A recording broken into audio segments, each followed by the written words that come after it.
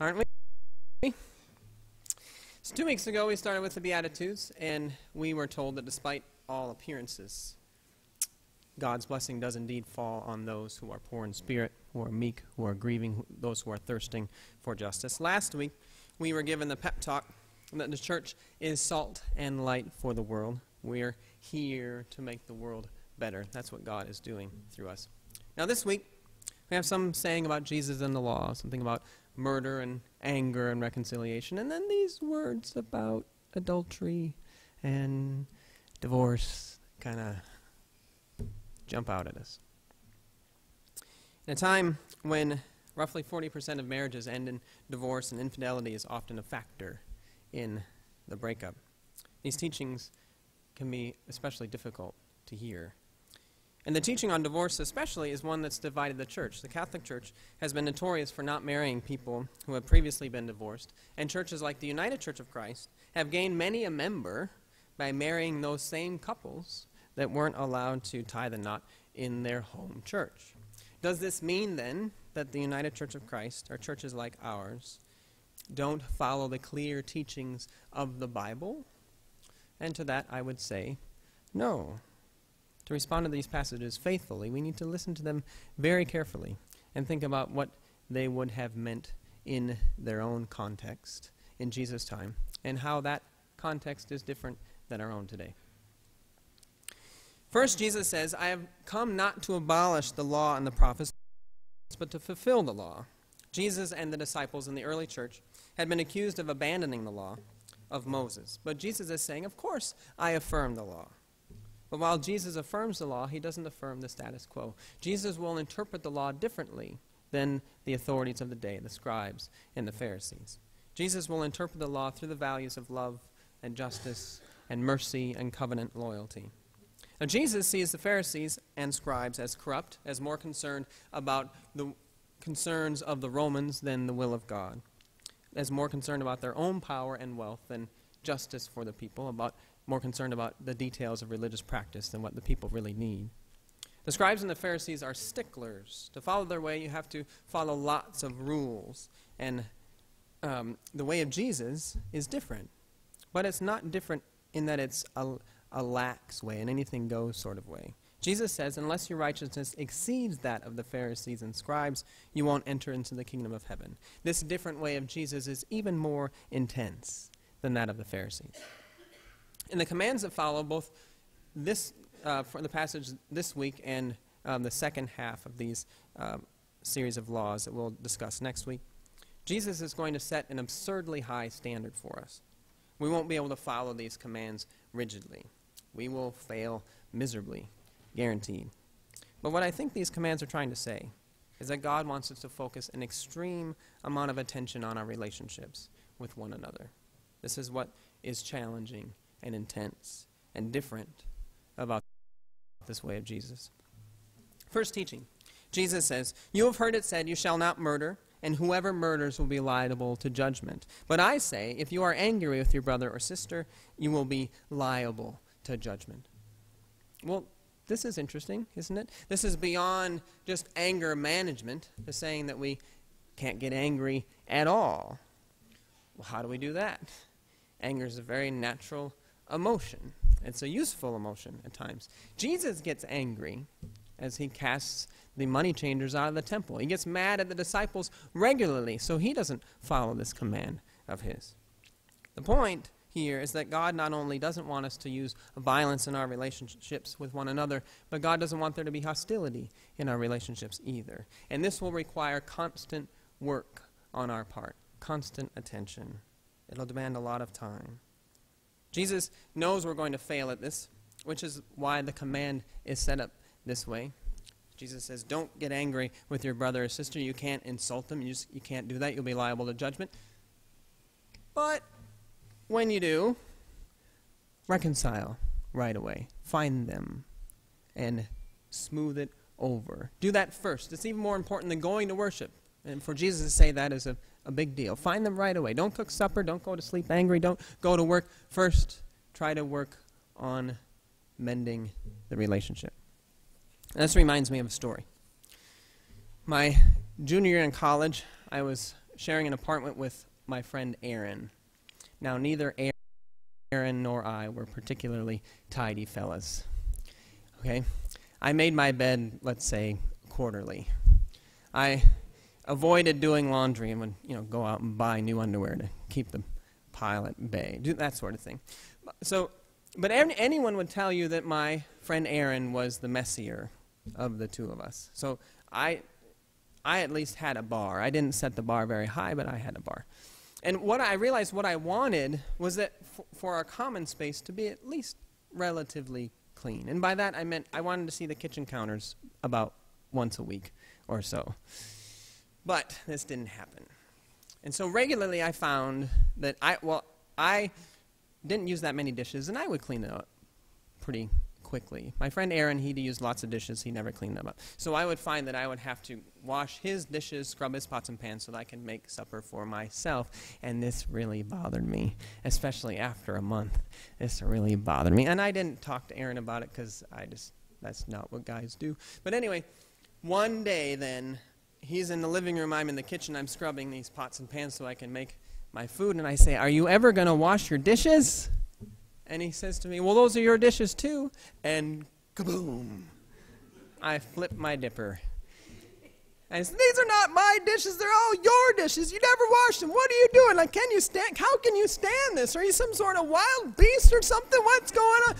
And I was so angry, I had this out-of-body experience, and I started looking at myself like, wow, you're out of control. What's this all about? And Aaron just has this shocked look on his face. And I stop, and he says, "Oh, I'm sorry." And then he says, "I have to go to work now." And so he leaves, and he goes to work. And as soon as he leaves, I feel horrible. And I have to go to class in a little while. And I know that I won't be able to concentrate on anything unless I take a step towards reconciliation. So I write out a letter.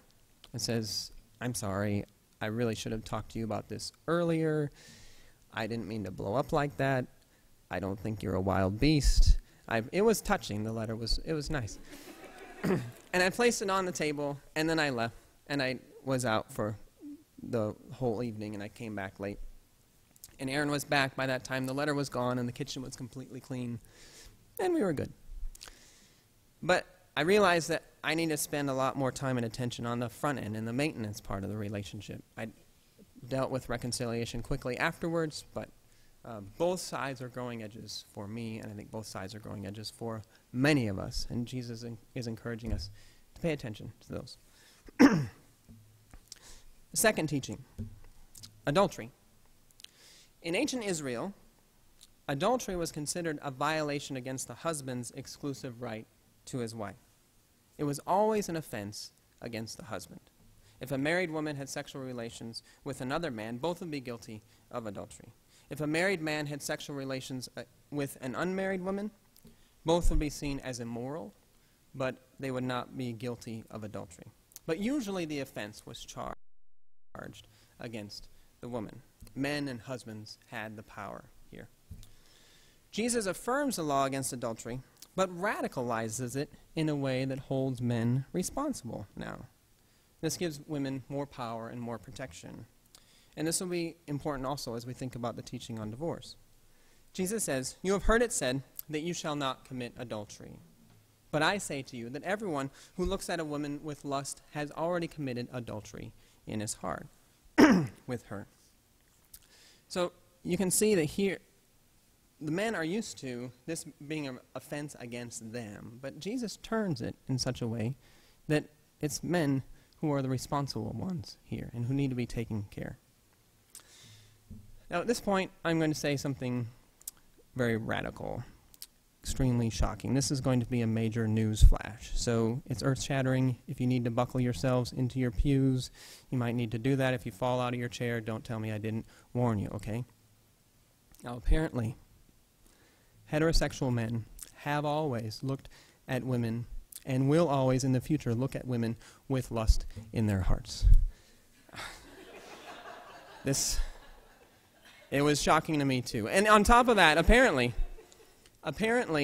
we are all here because men have looked at women with lust in their hearts. I had no idea. Really, I didn't. But So seriously, human beings are animals. We're part of the animal kingdom, and part of our nature is our sexuality. It's at the center of who we are. It's there since the time we're very young to the end of our days. Now, I don't think the intent of this passage is for men to go through life averting the gaze of every woman that comes their way, but I do think that the command and the radical punishment associated with it, cutting out your eyes, your hands, that sort of business, suggests that we need to be honest with ourselves, about who we are, that we need to be aware of our sexuality, and that we need to be careful about the situations we place ourselves in. When our confirmation class visited the Islamic Center of Madison this fall, one of our questions was, so why are men and women praying in different rooms? And what's with the hijabs, the headscarves? What's going on? And the answer was refreshingly honest. And we talked about the equality aspect too, but the first part of the answer was very honest. And the response was, if men and women are praying right next to each other in close quarters, in rows, and we're all bending down, the men especially aren't going to be thinking about God. It's a situation that's ripe for lust in the heart. Now, in the Western world, we tend to view separation in places like this in worship as somewhat offensive because we see separation as unequal. And when we see headscarves and burqas, we feel that too much of the burden is being placed on women to hide their sexuality, to help men behave. And that's what I think, generally speaking. But I also think that we in the Western church tend to deny or forget that we're sexual beings at all. And that leads to problems too. Inappropriate relationships that sneak up on us and surprise us. Jesus is trying to get through to us. Just saying, for the sake of your most important relationships, be careful, be aware. Now to divorce. In ancient Israel, women had no right to a divorce. Divorce was the husband's decision and the husband's alone. And this led to a debate over the legitimate grounds for divorce. And there were two schools of thought. One was the Shammai school and one was the Hillel school. The rabbis from the Shammai school said that the only legitimate grounds for divorce are if there's infidelity on the wife's part. Okay? If that's happened, then there's grounds to a divorce.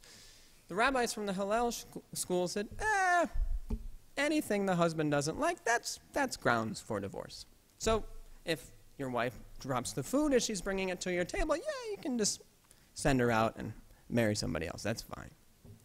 Well, clearly, the Shammai school offers more protections to a woman in ancient Israel than the Hillel school does. So which school of thought does Jesus side with here?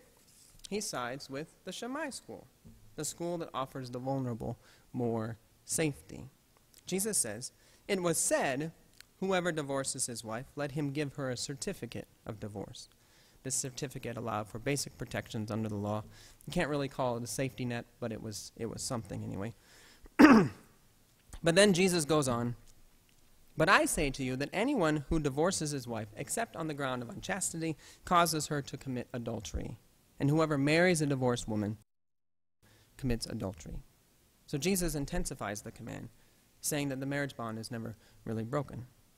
Now this statement would have an incredible ring to it in a time where marriages were arranged and women had no power over when their marriages would begin or end. The statement of Jesus is extremely protective of women in a time when they had little protection. Jesus is pushing hard to keep marriages intact, because when they're not intact and a divorced woman is out on her own, she's very, very vulnerable. And Jesus is pushing hard on husbands here. Now, the question for us is, what does this mean in 2011 then? How do we translate this statement in a time when we hope that women are equals? Now women choose when they marry and to whom they will be married. Women can choose to end a marriage, and though divorced women with children are still very vulnerable and are statistically very likely to be poor, many women with children decide that being out on their own is a much better choice than staying in a bad or an unsafe marriage. Times are different, so what would Jesus say now? Well, in our time, I imagine that Jesus would say something provocative, because that's his style. But I can't imagine him saying that a woman who's in an abusive, unsafe marriage should stay there, because that goes against the spirit of what he was saying before. I can't imagine him saying that parents who are fighting so much that they're creating an unhealthy and unsafe environment for their children should stay together.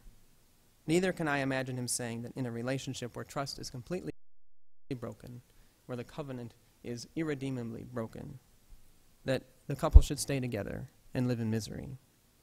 Now, at what point would Jesus change his message from keep working on the relationship, love can be born again, to for the sake of love, this relationship needs to end? I don't know. In our time, that's something individuals and couples must sort out with God in prayer and with those who love and care for them.